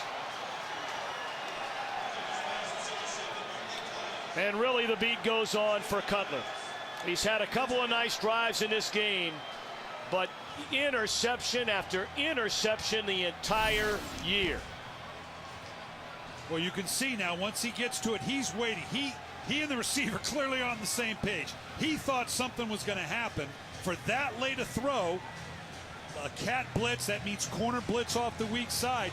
He had to think Knox was going to pull up earlier, or I don't know. Again, that's like the first interception. I'm not quite sure what he thought, but he and Knox clearly not on the same page, and this is just the killer. These types of interceptions have been what have killed the Chicago Bears, and more specifically Jay Cutler, all year long.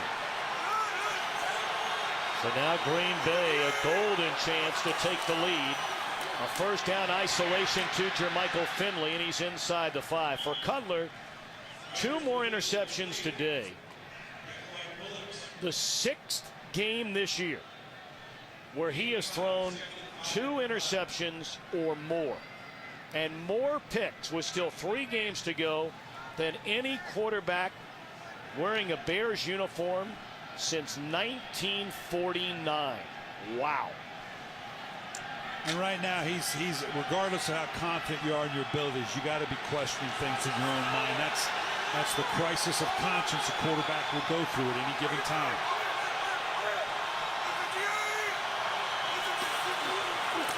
Rodgers to Driver.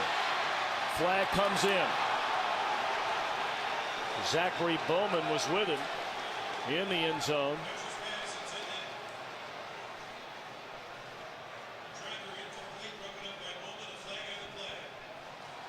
It goes against Bowman and the Bears. This kind of late contact in the end zone. This is tough on a DB here at the left side of the screen. There's contact, you know, obviously the 5-yard rule is kind of off. You get this far down, but he stays tied up. Actually played the ball pretty well. Yep. But when you have your hands inside that long, I don't know quite what else you could tell the young man to do, but it's going to get called like that every time. The first and goal at the 1. Grant to the end zone, touchdown.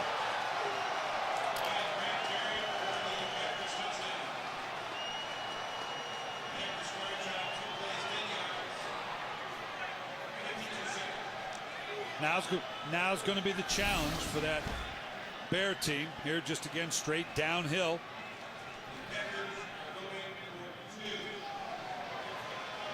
Looks like, yeah, clearly his body, I'm not sure he ever got to the ground. He's laying on bodies there, so that's clearly a touchdown.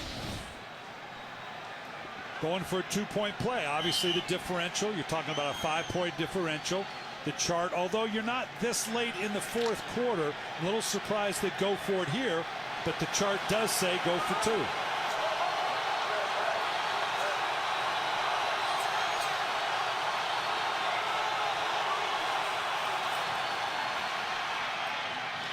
And they get to Greg Jennings. So a 7-point game, nearly an entire quarter to play. Packers 21-14. On the 2-point conversion, Aaron Rodgers took a big hit. Ooh. At right knee. Tommy Harris on the tackle, but Rodgers got right up and apparently no problem. Yeah, and with all the, you know, they've cleaned it up a little bit, but with all the sacks they've given up, that's what you worry about, is the cumulative hits on your quarterback and the toll that takes on him and on his body. So a 7-point Packers lead. Rashid Davis fields a kickoff and brings it out to the 29-yard line. Brian, you were talking a moment ago about, as a head coach, the chart, which, you know, helps you decide, do I go for the point after or do I go for 2 points? And the numbers are easy. That was a 5-point spread. 2 points take it to 7. And they weren't wrong for going for it. What it comes down to is how many possessions in a, you know, 10-minute, 12-minute time frame can they get? And you could take that out and say, well, there's the field goals, there's a touchdown. Usually you wait until midway through the late of the 4th quarter to go to the chart to decide whether to go for 2 or not. A first down carry by Forte, and he picks up a couple of yards. Well, a huge turnover again by Cutler. His 2nd interception on the afternoon turned into 10 points. A field goal early a touchdown a moment ago. And they've got to look at Cutler, Jay Cutler specifically in this Bear team as an opportunity now to overcome that. How great would it be now to come back after that mistake, regain control of the game and the score? That's the attitude they have to have. Being a 3 by Forte, so a 2nd and 7. And Cutler is sacked. Johnny Jolly, and a flag comes in. Did Jolly get a part of Cutler's face mask on the sack? Personal foul, major face mask, defense number 97. 15-yard penalty in the spot of the foul, automatic. First chance. And you can see here, clearly he gets the face mask. The question becomes as Jay Cutler steps up in the pocket, Jolly coming in from behind, and now just a full grasp. When you see the face mask and the helmet jerk down that hard, it's going to be a major call. That is now 16 personal fouls whistled against Green Bay this season, the most in the NFL.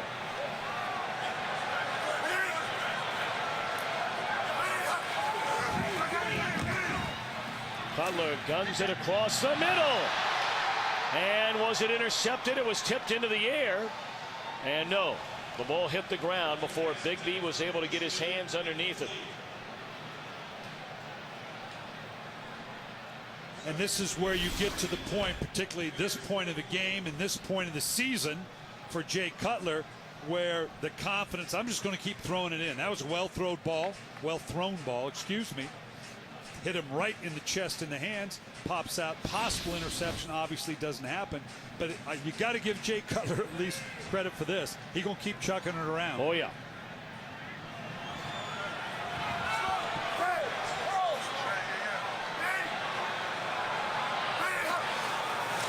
On a 2nd and 10, he'll chuck it again. And a good throw here to Olsen, and that is a first down to the Green Bay 44.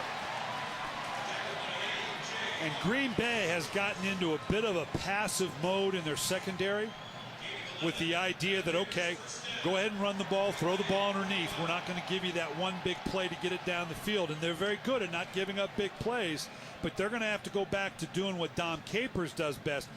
Keep changing these things up. Give Jay Cutler a different look, because if he starts to get comfortable here all but late in the game, he can tear you up.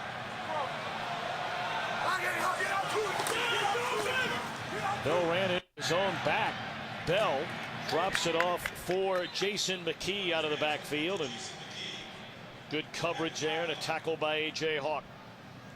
They brought Charles Woodson on a cat blitz, and you're going to see him come off the screen. Excuse me, I got to get these arrows right. And a cat blitz is nothing more than a corner coming off the backside. You can see him show up in your frame right now. That's what caused Jay Cutler to pull the ball back down, because he wasn't sure whether his protection was going to hold him up or not.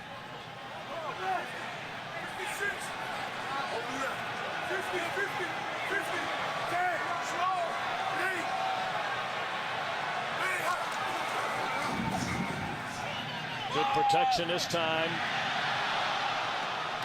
He had an eye on Olsen, and step for step with him was Jared Bush. Little bumping and shoving going down late. I think it knocked Olsen off his stride. Jay Cutler thought he had him going down the rail there. Would have been a huge play if he could have dropped that in. We're under the 10-minute mark to play at Soldier Field in Chicago. These two teams, including one playoff game, meeting for the 179th time. A great rivalry and a good game. And I think you may be in two-down territory here, so we could see an underneath throw as well. Blitz coming, they pick it up. Cutler fires over the middle. I'm not sure who he threw it to. The closest to the football was Tramon Williams.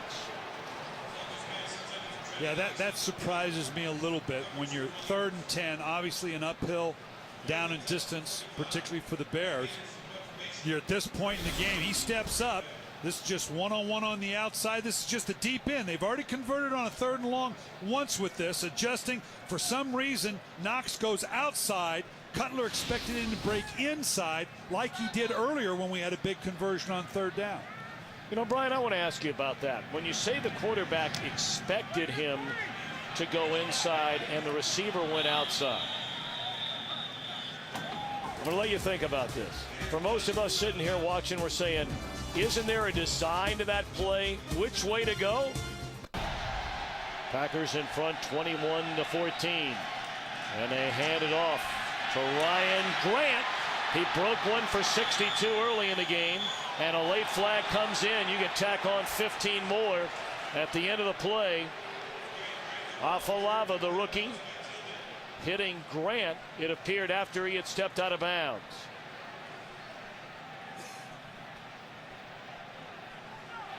Personal foul, unnecessary roughness. Defense number 24.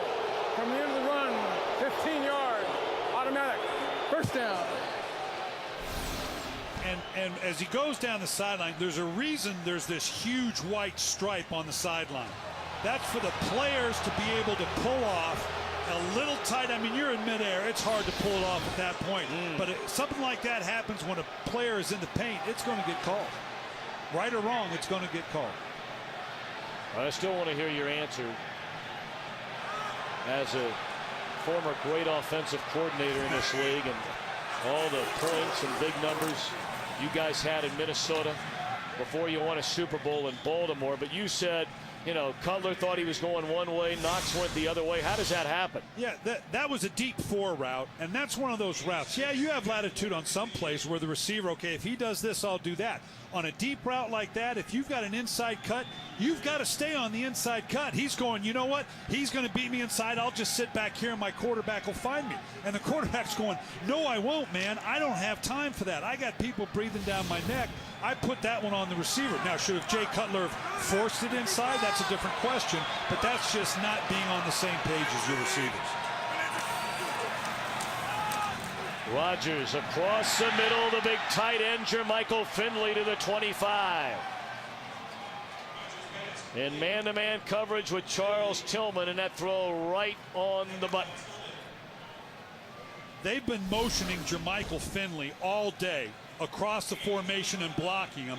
Here now they just play action fake and bring him crossing the field. The Bears had stepped up to attack the run because that same formation and that same motion had been run all day. Nice play called by Mike McCarthy, setting up a big play down the field off the previous 3 quarters of play. 5 catches for 70 yards for the second-year tight end out of Texas.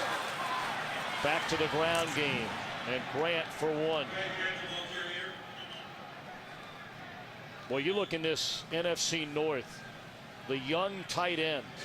Now, Shanko's been around for a while in Minnesota, but Finley with Green Bay, Olsen with Chicago, and the recently injured Brandon Pettigrew in Detroit. Some good ones.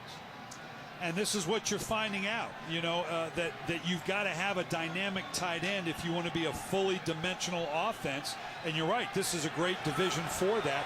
Each of those guys also now having to show that they can be a complete tight end and block as well as be receiving tight ends. Grant just past the line of scrimmage.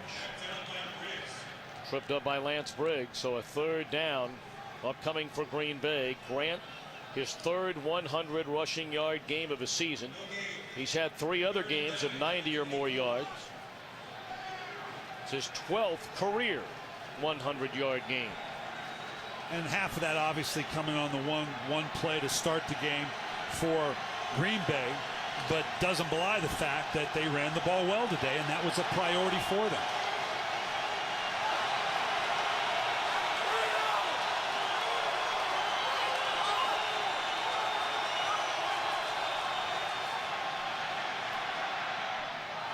Dropped by Brandon Jackson.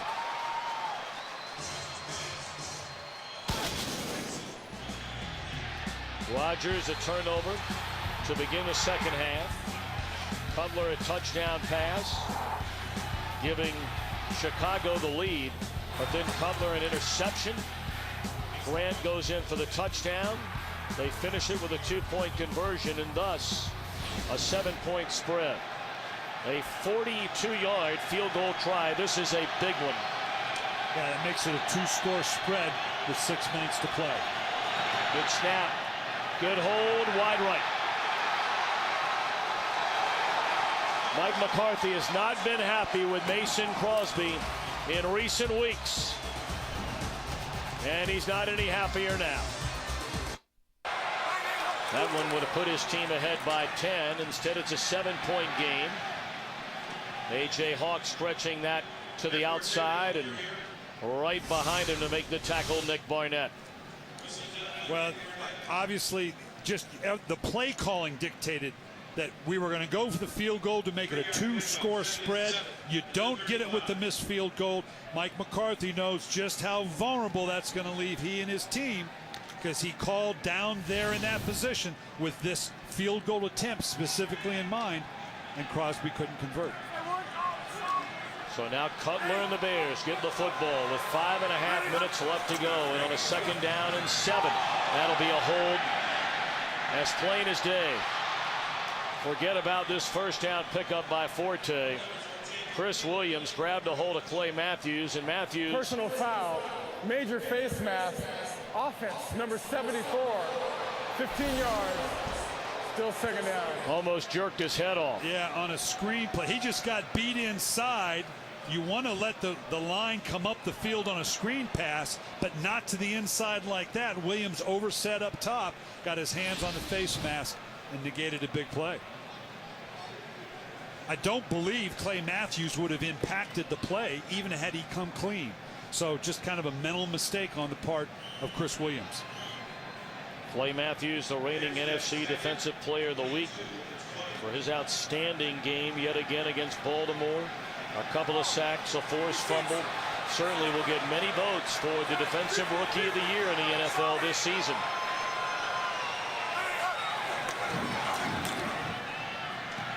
Cutler, what a throw and what a catch.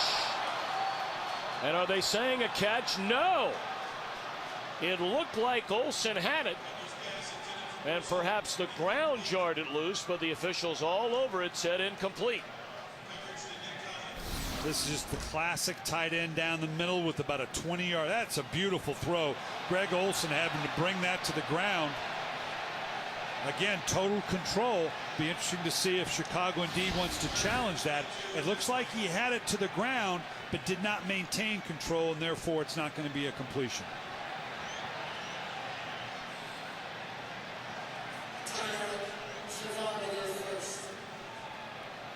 Well, the play clock had run all the way down to 7. A 3rd and forever upcoming for the Bears. Under 5 minutes to play, a 3rd and 22. Is Lovie Smith now going to challenge the call after burning a timeout? Boy, he better be sure that he's going to win this challenge. Otherwise, without any time having expired, he will lose 2 of his 3 timeouts in this half. The ruling on the field is an incomplete pass being challenged by Chicago. And that just comes from the indecision, deciding whether, and the guys up in the booth telling him that it's going to happen or not. And then, but then to follow up, you might as well have just thrown the flag in the first place. The indecision could very well cost him 2 timeouts. All right, there's a lot going on here. We can talk about the timeout situation in a minute, but the bottom line is this play on the field is being challenged. And now Mike Carey. During the process of making the catch, the receiver was going to the ground. The ball came out immediately. Incomplete pass. The ruling on the field is confirmed.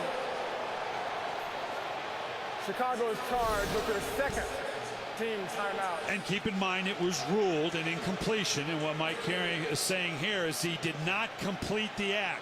He has the catch, he's going down, but obviously not holding on to the ball long enough to complete the act of the catch, and it came out just as he was hitting the ground. But of course, then you get back to the initial part of it all. You know, if you were going to have a chance of losing a timeout, why wouldn't you throw that flag before you took the first timeout? Now on 3rd and 22, they lay it off for Forte, and he is far short of a first down, dragged down by A.J. Hawk. And that 1 extra timeout could turn out to be an important timeout if the Bears can get the football back. Right, because you're currently coming up on 4 minutes. If you get a 3 and out, even if you get a 3 and out, assuming that the Packers don't throw the ball much, try to suck some of this clock down, you're going to be approaching the 2 minute, maybe 2.5 minutes. That timeout could loom big. Nelson going to let it bounce. The Bears are saying that hit a Packer. Nobody taking that bait.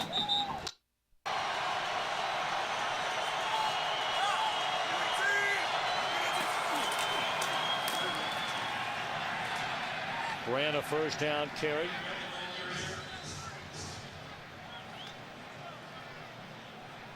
Walk down to 3:50. The Bears have 1 timeout remaining. They had 3 timeouts remaining a minute ago. And the Green Bay Packers, again, 4-minute offense, typically a 2 tight end, 2 back, heavy run. Chicago's going to build the box to stop the run. That will leave a one-on-one matchup on the outside that Aaron Rodgers is going to like at some point and may have to take advantage, because the last thing you want to do is 3 and out.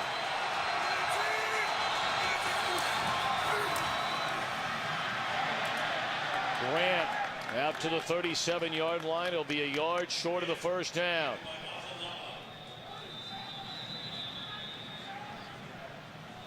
And now Chicago spends its final timeout of the game.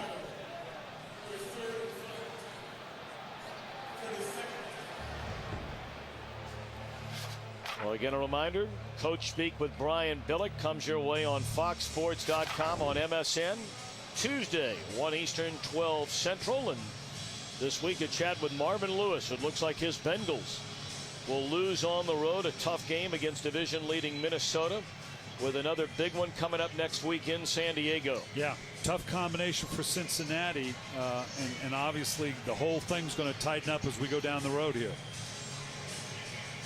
Now, right now, this was a good timeout. You only had the 1 left. This is just what you're alluding to, Tom. You had to use this timeout here because they were just going to suck this clock down, probably with a 2-minute warning after go ahead and getting 1 runoff. And so now you're going to at least hold that out for yourself now. But burning those 2 timeout earlier now have left you vulnerable. If they get a first down here, it's going to be tough. Didn't look like he got it. They bring in Ahman Green.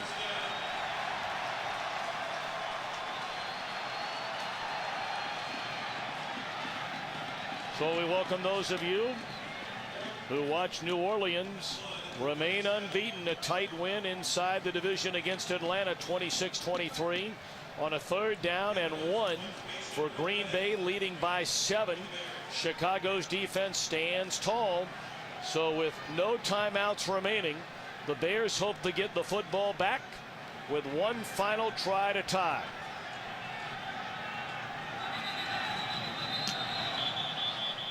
This is a big penalty. It's against Green Bay. Starting to say if that's against Chicago, this baby's over. False start. Offense number 24. 5-yard penalty, still 4th down. And in the scheme of things, obviously not a big penalty for Green Bay. But now Chicago's going to have decent field position here. Yeah, they're short of the timeouts, but they're going to get pick up a timeout with the 2-minute warning, obviously. So they'll be able to get a playoff here. Have a timeout via the 2-minute warning. See what they can do with it. Capanos booms one, chasing Bennett back to the 18-yard line. Here comes a flag yet again. And a good return by Bennett up to the 27, but we wait on the penalty marker.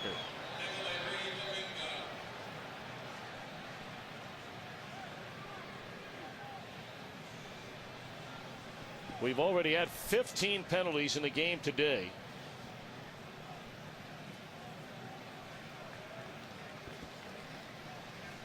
During the kick, holding, receiving team number 21.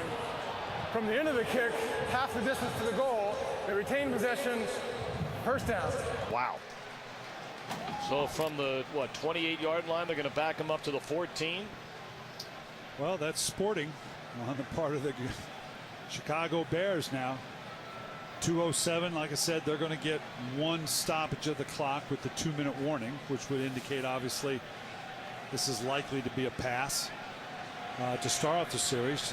2 minutes. I mean, you practice 2 minutes all year long. You probably do it twice during the course of the week. They probably did it on Wednesday, maybe again on Friday, possibly Thursday. You do this twice a week, most teams. This is what you practice it for. So now Jay Cutler on first down slings it to the outside. Johnny Knox the reception. He's to the 15, and that brings us to the 2-minute warning. Can Cutler engineer a 2-minute comeback? He trails by 7. The football at their own 15, trailing by 7, and down goes Cutler back at the 6-yard line. A blitzing Tramon Williams takes him to the deck. Clock continues to run. Classic Dom Capers defense. Bring a corner blitz in the most critical of situations, leaving the Chicago Bear protection a man short. Third down at 11. Short throw to the 15-yard line. Catch made by Knox. And now the Bears forced to go on 4th down and 4 yards to go. Expect a slant, maybe an in at this point.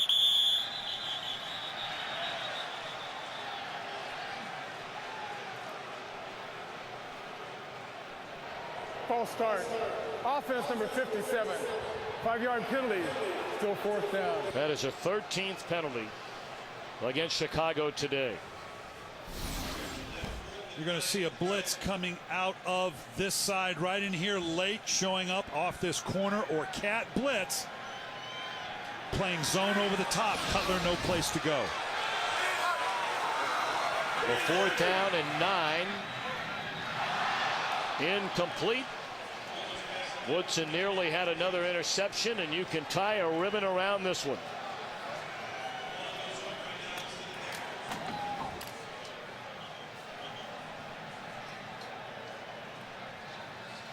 Charles Woodson now, again, for my money, the defensive MVP of the year. And keep in mind now, they've lost Al Harris. The combination of the two early was lethal. They lost Al Harris in the game we did with the San Francisco 49ers. Got to give the Packers a great deal of credit for staying with their package. Tramon Williams comes in, kind of fills that kind of responsibility that Al Harris did, and they're using Charles Woodson brilliantly. You're talking about a Heisman Trophy winner, Defensive Rookie of the Year, 8 Pro Bowler. I don't think he's ever played better. Woodson now 33 years old, out of Fremont, Ohio, and we had a very interesting conversation with Mike McCarthy when they brought in Woodson.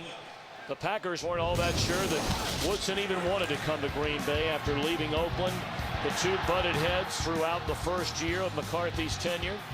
And then by year 2, they finally got on the same page. And for this remarkably talented cornerback out of the University of Michigan, having his best season in this, his 12th season. And you know what? I think he's happy. I think maybe for the first time in his career, both personally and professionally, he's really happy, and I credit, and he has, Green Bay, the people there, the people that have mentored him, just the whole environment that he exists now in Green Bay.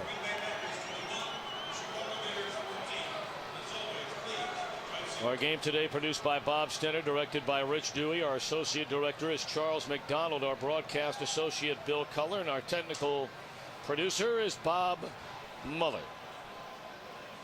We thank up here in the booth Scott Snyder, as well as Tom Barbary, and the final second ticks off, and the Green Bay Packers are now 9-4 on the year. We have more to come from Soldier Field as the Bears go to 5-8